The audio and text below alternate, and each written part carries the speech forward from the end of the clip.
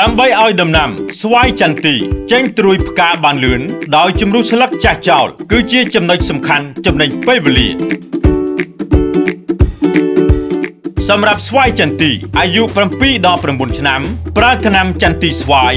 UT ត្រួយផ្កាទម្ងន់ពី5ទៅ6គីឡូក្រាមបូកជាមួយថ្នាំ UT ប្រេងពិសេសចំនួន400មីលីលីត្របូកជាមួយ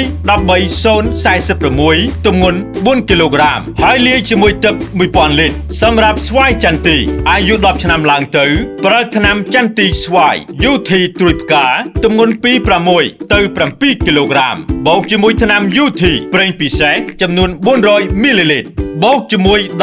13046ចំនួន6ទៅ8គីឡូក្រាមហើយលាយជាមួយទឹក1000លីត្របាញ់ជាមុននឹងប្រើវិធីសាស្ត្រនេះត្រូវដាក់ជីនិងថែទាំចន្ទីឲ្យមានកម្លាំងគ្រប់គ្រាន់ពិសេសត្រូវមើលអាកាសធាតុឬសំណើមដីតាមតំបន់ជាក់ស្ដែងករណីខ្លះត្រូវបាញ់ទាញត្រួយមិនចាំបាច់ជំរុះបើមានចម្ងល់អាចប្រឹក្សាបច្ចេកទេសជាមួយឌីប៉ូឬអ្នកបច្ចេកទេសក្រុមហ៊ុនដែលនៅជិតលោកអ្នក